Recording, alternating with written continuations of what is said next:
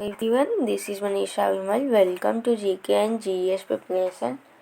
इस वीडियो में हम विकलांगता तथा अधिकम अशक्तता वाले बालकों की पहचान नामक जो चैप्टर है सीटेट बाल विकास में उससे कुछ क्वेश्चंस डिस्कस करेंगे जो कि सीटेट में बार बार रिपीट होते हैं। तो आइए देखते हैं पहला क्वेश्चन।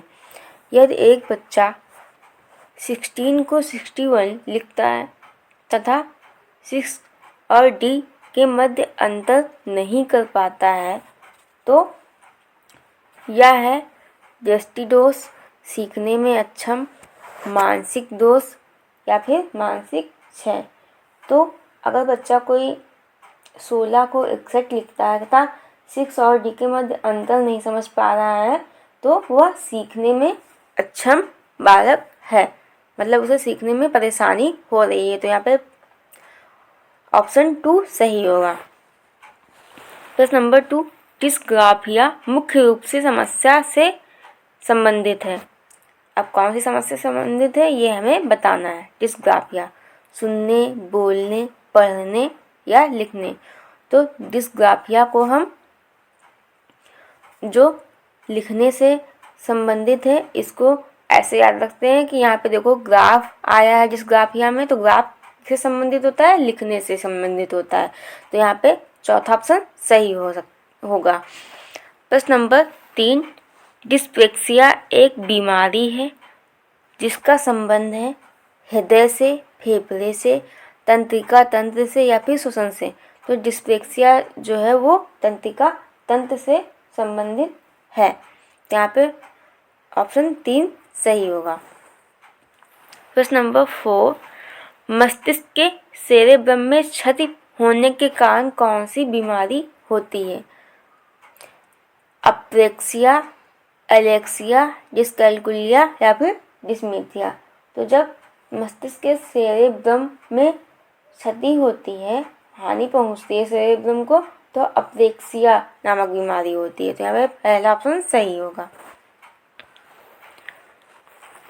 प्रश्न नंबर 5, गणित को समझने की अशक्तता है डिस्मॉर्फिया, डिस्ग्राफिया, डिस्कैल्कुलिया या फिर डिस्लेक्सिया। तो जो गणित को समझने में जो बच्चे अशक्त होते हैं वो डिस्कैल्कुलिया से पीड़ित होते हैं। तो यहाँ पे तीसरा ऑप्शन सही है। और डिस्कैल्कुलिया में देखिए कैलकुलेट वर्ड छुपा हुआ है, तो जो कैलकुलेशन होती है वो मैथ से जुड़ी हुई होती है, तो इसको हम कैलकुलेशन से याद रख सकते हैं। तो यहाँ पे तीसरा ऑप्शन सही होगा। प्रश्न नंबर 6, डिस्मीथिया है गंभीर तनाव की अवस्था, पठन विकार, शब्द जम्बलिंग विकार या लेखन विकार। तो जो डिस्मीथिया होती है वो गंभीर तनाव की अवस्था है। तो यहाँ पे पहला ऑप्शन सही होगा। प्रश्न नंबर 7, निम्न में से किसका संबंध भ्रम से है? डिस्मॉर्फिया, डिस्मीथिया, डिस्कैल्कुलिया या फिर अप्रेक्सिया। तो जो डिस्मॉर्फिया है इसका संबंध जो होता है वो भ्रम से होता है। तो यहाँ पे पहला ऑप्शन सही होगा। प्रश्न नंबर 8, विशेष रूप से प्राथमिक स्तर पर विद्यार्थियों की सीखने संबंधी समस्याओं को संबोधित करने का सबसे बेहतर तरीका है अक्षमता के अनुरूप विभिन्न शिक्षा पद्धतियों का प्रयोग करना, महंगी और चमकदार सहायक सामग्री का प्रयोग करना, सरल और रोचक सहायक सामग्री का प्रयोग करना, कहानी कथन पद्धति का प्रयोग करना।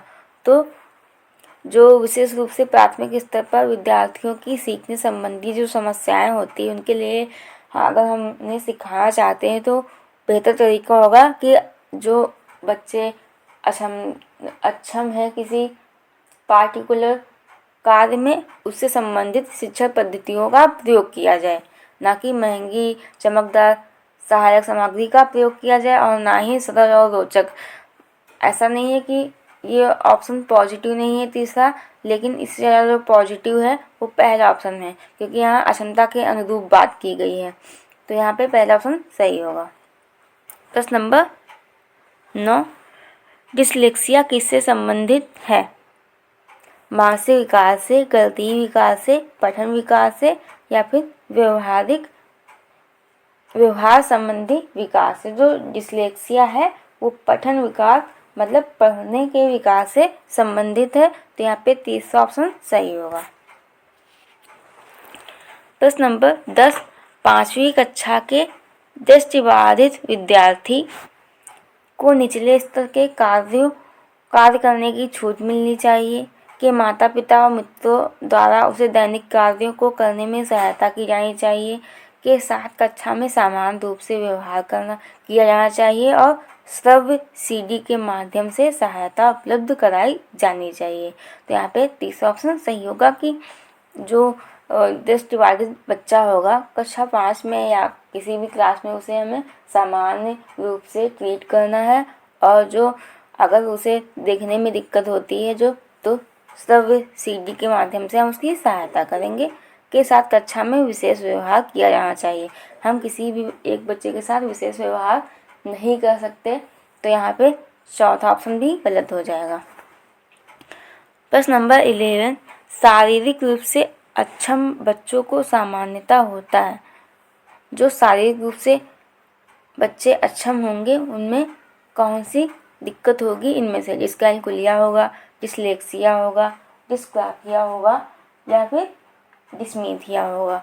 तो जो बच्चे शारीरिक रूप से अक्षम होंगे तो उनमें डिस्ग्राफिया हो सकती है, तो यहाँ पे तीसरा ऑप्शन सही होगा।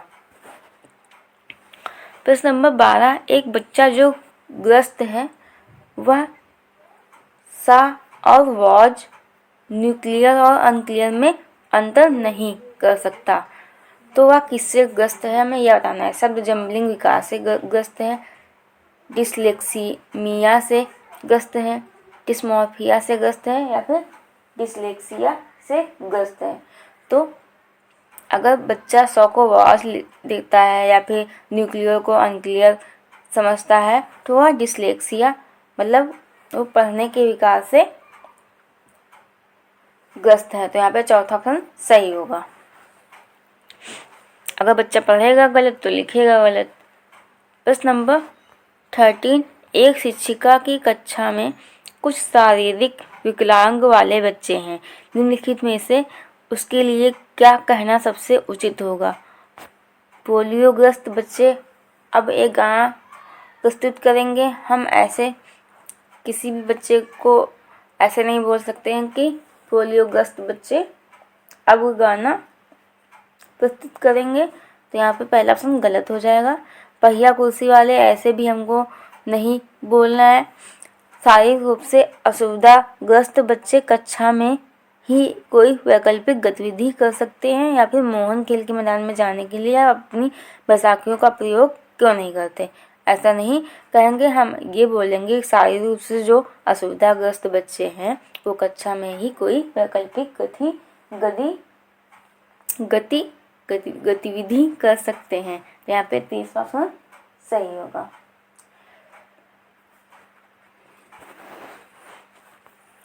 प्रश्न नंबर 14, गतिक कौशलों में अधिगम नियोग्यता डैश कहलाती है? डिस्क्रेजिया कहलाती है, डिस्प्लेक्सिया कहलाती है, डिस्कैलकुलिया कहलाती है या फिर डिसलेक्सिया कहलाती है। तो अगर गतिक कौशलों में अधिगम नियोग्यता जो है वो कहलाती है डिस्प्लेक्सिया, तो यहाँ पे दूसरा ऑप्शन सही होगा। प्रश्न नंबर 15, अधिगम नियोग्यता समुचित निवेश के साथ सुधार योग्य नहीं होती, या फिर एक स्थिर अवस्था है या फिर एक चर अवस्था है, जरूरी नहीं कि कार्य पद्धति की हानि करे। तो जो अधिगम नियोग्यता होती है यह एक चर अवस्था होती है, तो यहाँ पे तीसरा ऑप्शन सही होगा। प्रश्न नंबर 16, भाषा अवबोधन से संबंध विकार है। भाषा अवबोधन से चलाघात, पठन वैफल्य, वाक संबंध रोग या फिर फोर भाषाघात। तो या फोर भाषाघात या पेशिया कहलाती है भाषा अवबोधन से जो संबंधित विकार होता है, तो यहाँ पे चौथा ऑप्शन सही होगा। प्रश्न नंबर 17, निम्नलिखित में से कौन सा विकासात्मक विकार का उदाहरण नहीं है? आत्म विभोह, प्रमस्तिष्क घात, पर अभिघातज तनाव या फिर न्यून अवधान सक्रिय विकार। तो जो यहाँ पे विकासात्मक विकार का उदाहरण नहीं है वो है पर अभिघातज तनाव। तो यहाँ पे ये गलत हो जाएगा। बाकी जो है विकासात्मक विकार के उदाहरण है आत्मविभव, ऑटिज्म जिसे बोलते हैं, और प्रमस्तिष्क घात भी, और न्यून अवधान सक्रिय विकार भी। प्रश्न नंबर 18, शब्दों में अक्षरों के क्रम को पढ़ने में कठिनाई का अनुभव करना वही सॉकोवॉज और न्यूक्लियर को अनक्लियर जैसे शब्दों को पढ़ना और अक्सर चाक्षुष स्मृति का ह्रास संबंधित है किससे? डिसलेक्सिया से, डिस्ग्राफिया से, डिसकैलकुलिया से या फिर डिस्लेक्सिया से। तो ये जो अगर बच्चा सौ को वॉच समझ रहा है, न्यूक्लियर को अनक्लियर समझ रहा है, ऐसे बहुत सारे उदाहरण हो सकते हैं। बी को डी पढ़ रहा है तो वो बच्चा जो है डिसलेक्सिया से ग्रसित है। तो यहाँ पे ए ऑप्शन जो होगा वो सही होगा। प्रश्न नंबर 19, एक बच्चे की कॉपी में लिखने में विपरीत छवियां, दर्पण छवि आदि जैसी गलतियां मिलती हैं। इस प्रकार का बच्चा लक्षण प्रदर्शित कर रहा है।